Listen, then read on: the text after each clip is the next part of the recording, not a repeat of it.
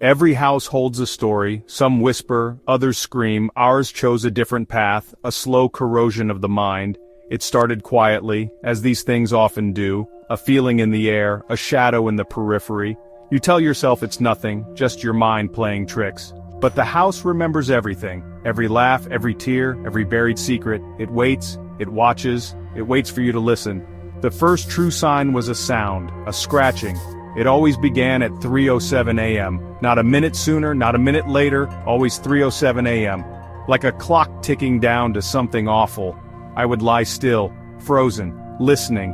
The sound was like nails on wood, coming from everywhere, coming from nowhere.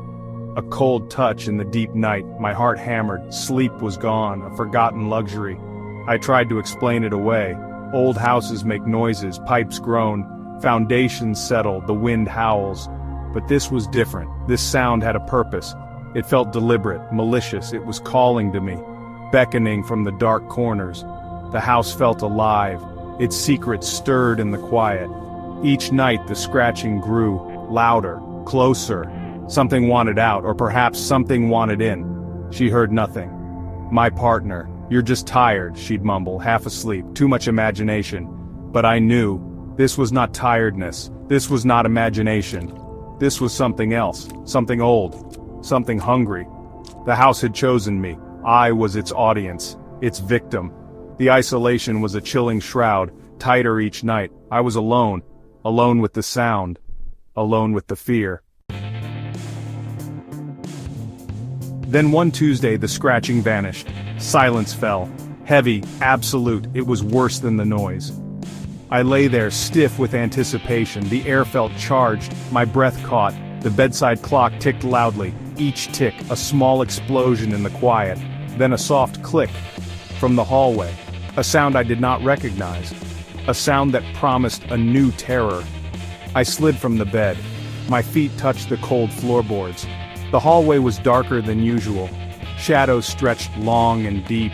And there it was, where only a blank wall had been. Now stood a door that should not exist. It was made of dark, heavy wood, painted a deep, disturbing red, a blood red. It seemed to pulse in the gloom, a dark heart in the house. My mind struggled. Was this real, or had sleep deprivation finally broken me? I reached out a trembling hand. My fingers met cold, solid wood.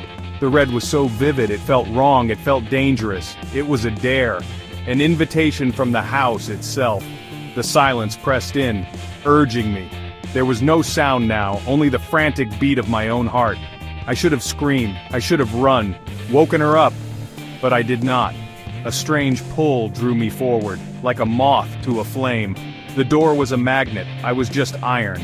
The air near it was icy. It smelled faintly metallic, like old pennies, or dried blood. The door had no handle, no lock, just sheer unbroken crimson, and I knew I had to open it. The house wanted me to.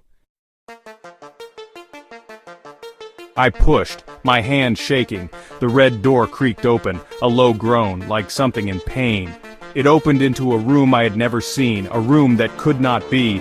The air inside was thick, suffocating. It smelled of old dust, of decay, and a faint, sickly, sweet perfume. Darkness clung to the corners, but a dim red light filled the space, casting long, dancing shadows, a place outside of time. My eyes slowly adjusted. The room was small, empty, except for a single wooden chair, in the very center, and on that chair a woman. Her head was bowed low, dark hair hid her face. She was tied to the chair, with thick old ropes. Her clothes were torn, her body slumped in defeat. A soft whimper escaped her lips, a sound of pure despair. It cut through my fear. I tried to speak, to help her, but my voice was trapped, gone. Terror was a physical weight pressing down on me. The woman slowly raised her head. Her eyes met mine. They were wide, filled with an unspeakable fear, reflecting the red light, pools of endless suffering. She said nothing. Her eyes screamed the warning, "Run, get out," but my feet were stone. Then a shadow moved. From the darkest corner, it detached itself from the wall. It was tall, too tall, and shapeless, a column of pure black, blacker than night. It glided towards the woman, silent, menacing. A low, guttural sound came from it, a vibration I felt deep in my chest. The woman thrashed. Her whimpers became choked sobs. The figure raised a dark arm. I was seeing true evil. That was the moment I broke. The sight, the figure, the woman's terror. It shattered my paralysis. A strangled noise tore from my throat. I stumbled backwards, turned, and ran. Fled from that impossible red room. Fled from the horror inside. The red door slammed shut behind me, a sound like a final judgment. The hallway was normal again. The blank wall was back, smooth, unbroken, as if nothing had happened. I fell back into bed, shaking, uncontrollably. My partner stirred beside me. "Bad dream?" she mumbled, and slept again. But this was no dream.